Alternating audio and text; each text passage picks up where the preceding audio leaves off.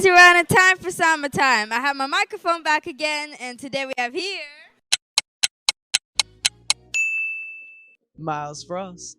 I just am so excited to be able to interview you. I saw your whole musical, and it was heart touching. Like it was beautiful. You and the cast were phenomenal. I just want to say thank you for making my first experience the best. Of course, and I thank you for coming and having your Broadway, first Broadway experience be my show, MJ the Musical. I'm so blessed.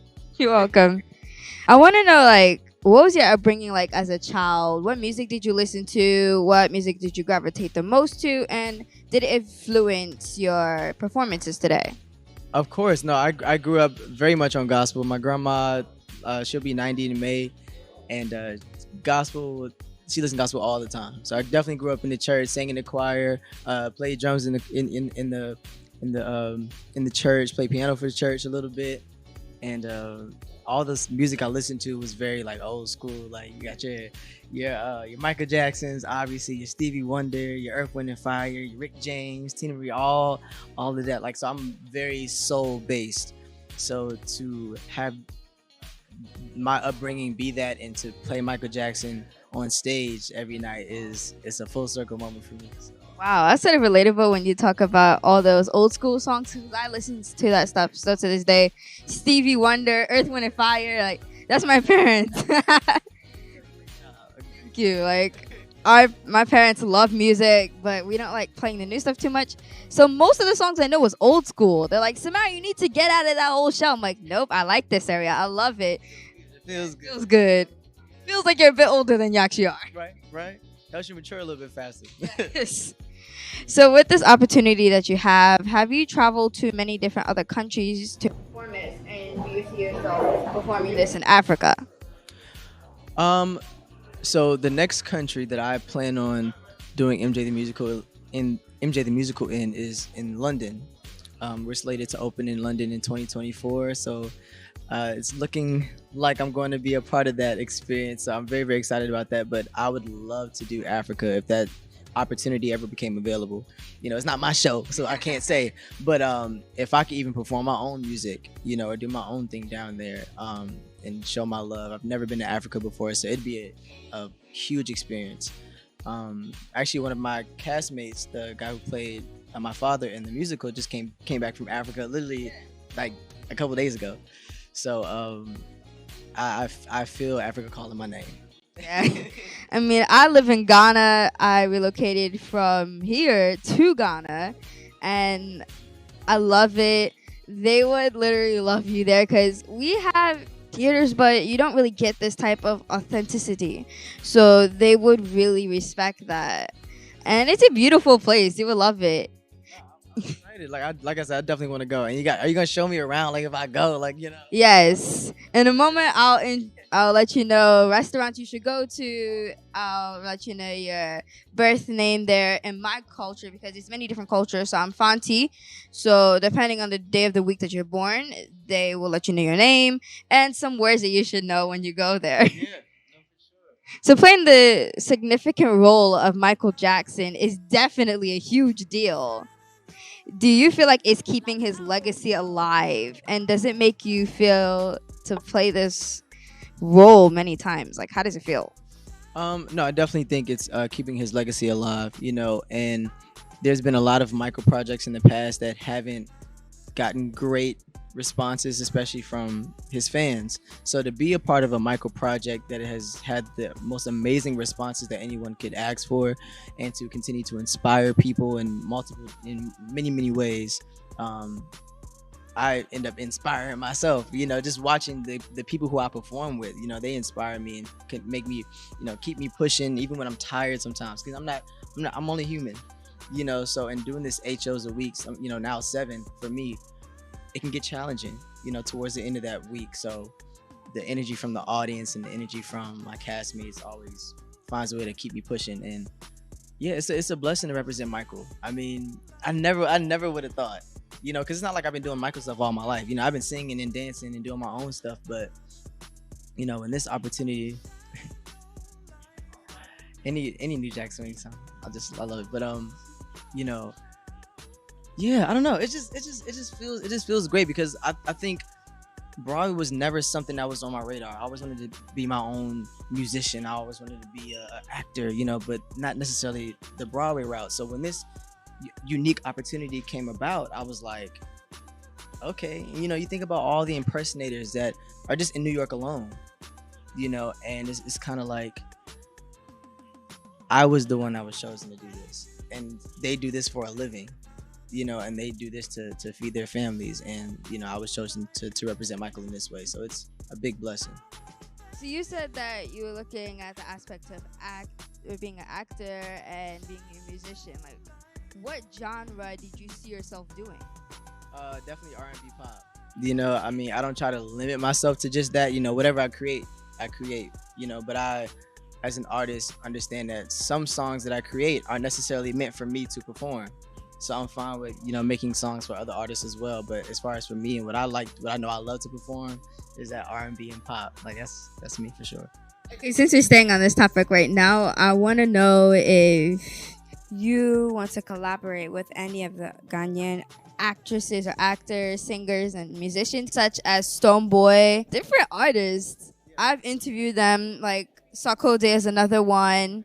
You have Shatawale. Like, there's just a lot of different people. So, would you like to work with them? Oh, most definitely. Most definitely. Like I love, you know, Afrobeat. Like I love the energy. I'm trying to learn the footwork myself. Like, I know all this Michael Jackson footwork. I can't do no other African footwork. So I'm like, I have to learn that. And you know, being an African American man, you know, I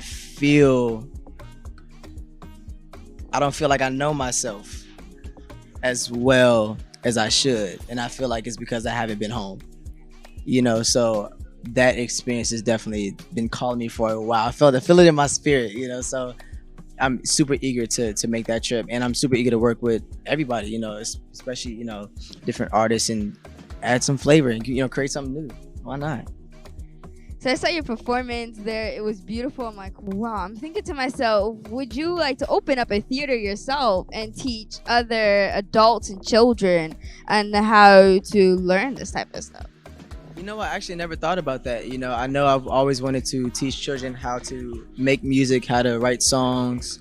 You know, I've always wanted to mentor young children, especially, you know, I didn't grow up, you know, with my father really in my life, and we don't have the best relationship. So, you know, especially targeting young men who are trying to find their way through manhood, because that's what I feel like I connect with the most and what I can help with the most. You know, I've always wanted to create a mentorship program that helps them. But that's also a good idea. You know, I'm never limiting myself to, you know, to creating opportunities to help people learn, and I might take you up on that. All right. Maybe one day, if you decide to open it up in Ghana, I can introduce my brothers to you on that, because they love to sing. They love to, like, one of them, he said he wants to be a musician and an actor. And I think it's a perfect opportunity if you open up a theater in Ghana. For sure. No, you know what? That's a great idea. And I think that if I were to do it, I would, just because you said it, I would try to open up my first one in Ghana. Thank you. Thank you so much. You guys, you hear that? Another reason why you should go to Ghana, yeah? All right. So, what are some of the challenges playing the role as Michael Jackson? Focusing on being the best version of yourself that you can be, as opposed to trying to live up to what everybody thinks you're supposed to do on stage. You know, there's a lot of, you know, Michael's fans are his diehard fans. So when I first came out, the very first video that people saw of me, I'm self-taught in dance, singing, you know, I had a little bit of training in acting, but for the most part, I'm self-taught in a lot of areas. So when I got the role, it was from doing stuff that I taught myself. So I didn't have all of the technique down quite yet when they put out my initial promo video that, you know, presenting, hey, Myles Frost is going to be Michael Jackson, right? So in the video, I had a lot of comments, oh, your hand isn't in the right position, your feet aren't right. This is a lot of people correcting me, and, you know, but I'm like, I can only do the best that I can do in this moment. I'm not going to be great every night. I strive to be, you know, and, you know, I put my heart into it, I put my soul into it, and that's being consistent in that part is the most important part. Not necessarily trying to live up to even Michael's biggest fan, because that's not what you're there to do. You're there to be an artist, and you're there to tell this story in the best way that you can. Many things that you can get as accurate as possible, do that, because that's within the work. Study, make sure you practice and repetition. That's super important, staying consistent. But at the end of the day, you have to realize that, one, you're doing something greater than yourself, and two, you can only do the best that you can do, and don't stress yourself out trying to compare yourself to or live up to the expectations of other people. Because then it will only win you in the end. I feel like that live up to the expectation of yourself and try not to make it too high where you can't reach it at all, because you'll just work yourself out and it's not fun in the end. Right. And I actually had this one lady. So I came out the door, I was signing autographs or whatever. She was like, "Oh my God, you'll never be Michael Jackson, but that was great. That was so good." And I'm like, I don't know how I'm supposed to take that, but thanks. It's like, but I know that I'm Myles even when I'm on stage. I'm always Myles, and the more that people can say I saw you, but I also saw Michael, that makes me the happiest, because I don't want people to just see one or the other. I want people to see a little bit of me and a little bit of Michael. I can't be Michael, and I don't want to impersonate Michael. I want people to feel the essence and his spirit and his passion of music, because I love music, and I understand why Michael went to such great lengths to allow people to see his music and to see his work and to see his art. I understand that passion. So, and I just try to translate that through Broadway and through theater. Yeah, because you should just be yourself completely, guys. Be yourself. Don't try to be like anybody else, because you only work yourself out in the end. You're gonna always fail. Because anytime you try to be somebody else, you're never gonna succeed. It never works. It may get you to a point, but there's always gonna be a ceiling to that. Because you are who you are. You are made equally and beautifully. Don't try to be anybody else. That part. I just want to encourage everyone watching to take pride in who you are. Being original creates opportunities. Just be you. All right. What are 2 fun facts about you that nobody knows? Okay, so I'm a very open book, but I think one of the biggest things is I have a super deep fear that my sister is gonna be taller than me at some point. I'm the oldest, and my stepbrother is like 6'4", and I'm older than him, but he's always been looked at as the oldest. And my sister's like right here, and she's about to be 18. So I'm like, I know girls usually stop growing around that time, but I'm like, I'm still scared. Anything can happen, Yeah, anything can happen. I had that fear once when I was in my class, because some people that were like shorter than me were older than me, and some people that were younger than me were like almost tall. They were looking at me like, "Samari, do you really belong in this grade? You look like an 8-year-old." I was like, "I'm 10 years old." I definitely used to get that a lot. Like, I've always looked a lot younger than my age, especially now that I've cut my hair. Like, I used to have like curly hair, but yeah, so I completely get it. One more fact to go. Let me see. I've never broken a bone. As much crazy stuff as you saw me do on that stage, I've never broken a bone. Yeah, I was the most reckless kid. I still am. Like Daredevil, doing flips off the monkey bars, like doing backflips off my grandma's couch, and we get in trouble, but we'll do it anyway. And doing backflips off the bed. Like I'm so surprised and so shocked that I have not broken a bone yet. Okay, describe yourself in 2 words. Describe myself in 2 words.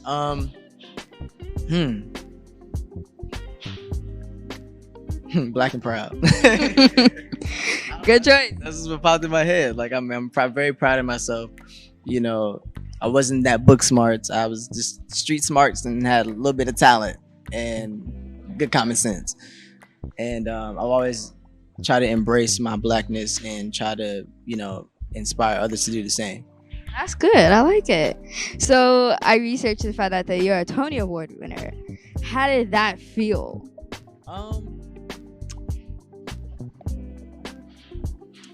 I didn't do it for the Tony. I feel like I already made the decision when I started to do it, because I'm being a part of something greater than myself, like how we was talking about. And the Tony was just like the icing on the cake, and that's not to diminish it. Like, the Tony is a great award, and I made history as the youngest solo Tony Award winner. Yo, congratulations. Thank you. And so I'm glad to, and I'm super proud to be a role model, and not just the first black to, but the first person to, because it shows that we are not just in the bubble of blackness. Like, we can change the world and make history. I mean, because black history is American history, so I love to be in a position where I can inspire people. But aside from that, for me personally, it's just kind of like, I feel like if you make the goal the award, then once you get it, it's kind of like, why am I doing this? Because now I kind of got what I want. So all the people that want to come see the show now is like, oh, whatever, I got my award, I can go home, go to sleep, I did what I needed to do. And it just feels kind of selfish, it's at least to me. So I want to do it for something more than that. And if I get it, great. If I don't, also great, because I was never doing it for that in the first place. And at least at the end of the day, you can look at back and like, I tried and I did get what I wanted. I wanted to do something that makes history. That's the case now. I do feel a sense of responsibility to continue to improve and to continue to better myself beyond the award that I won. It's like I have to now top that. So it does push me to want to do better and continue to grow and grow and grow, and just show people that there's never a point where you made it. That point doesn't exist. You can be in the upper echelon of people who are in that realm, but nobody's ever made it, because you continue to learn and you continue to make progress as you go. It's like thinking about a career as like fine wine. That's how I think about it. Wow. Okay. I am of Ghanaian descent, and because my father's side is Ghanaian, I work and live in Ghana because not only am I a kids reporter and interview celebrities and entrepreneurs, but I'm also one of the 3 news anchors for a kids news show in Ghana. Thank you. Can we take a moment to celebrate the blackness? Thank you. I'm very proud. Thank you. So what inspiring words do you have for children that are in Ghana or even Africa as a whole? You are you for a reason. There's only one of you. There are more people that don't get born than do. So you're already special just by being here.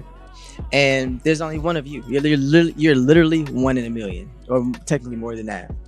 And take that very, very seriously. And just because you feel like you can't do something in this very moment does not mean that you can't work up to doing it. Because I couldn't do what I do now on MJ when I started. I was nowhere close,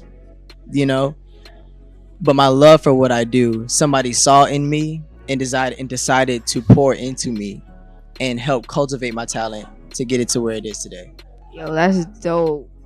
Don't say I can't. You're gonna I can't yourself out of a situation or a opportunity that can change your life forever. So always, even if you feel like you're gonna fail, that's fine, because you learn something from it. So just go for it anyways. You know what? Can someone please write this down? I needed to take notes of this. That was beautiful. Like, those are some really inspiring words. Not even just for them, but for me. It's beautiful. Now, as promised, as I told you earlier on about the different restaurants, I'm going to tell you. We have Ensunam, which is a seafood restaurant. That's great because it's a beautiful place. Like, see it for yourself. The ambiance is crazy and the food is delicious. Yaya La Parisienne, it is a French and Ghanaian cuisine. I cannot say that how she just said it, so y'all just gonna have to listen to her say it again. Yaya La Parisienne. Is that it? Because it's French. It took me a little while to learn that too, but in my school we also learn French, so it helps a bit. Got you. Look, I'm still stuck on Spanish too right now in school, so she's many light years ahead of me. Congratulations once again. Thank you. Pomona, which is an Italian restaurant. Okay. And then finally you have Bondi, which is an Asian and Mediterranean restaurant. Got you. That sounds really, really good and really diverse as well. Like, it's crazy that how even in Africa we still cook different dishes from all across the world, and it's different people's interpretations of what those are. And the thing about it, I love the United States, but I swear every time I go out the country, the food is just and I come back and I'm just so sad. And I can't explain it, but just the freshness, and just this is food that makes you feel good, and I can't wait to go to Africa and try that. So Yeah, I'm pretty sure you'd be very happy when you are able to dine at these restaurants. And finally, what day of the week are you born? what day of the week? Um, I don't know. I gotta say, wait. I don't have my phone on me. Alright, so I can. I gotta see you. But I was born on July 21st, 1999. So if we go back and see what day that is, that would be the day that day happened, and I was born. All right, I have the phone here. Maybe I could do that. Let me see. And you be able to tell my name by this? Yes, Wednesday. My culture, cause I'm fancy, you be called Kweku. You said Kweku? Yes. Oh, that's cool. Well, guys, you see, I got my hat and my coat on too. Kweku had a lot of fun. I sure did. I learned a lot of stuff today. Me too. Yeah, thanks to this amazing person right here. And I hope we see each other again because this was really fun. I hope we do. I really hope we do. We And need like a handshake or something.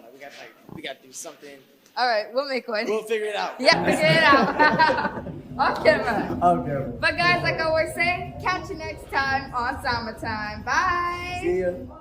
I want to take the time to thank Mr. Myles Frost for taking the time out of his incredibly busy schedule to sit down with me and even give me valuable jewels for my career.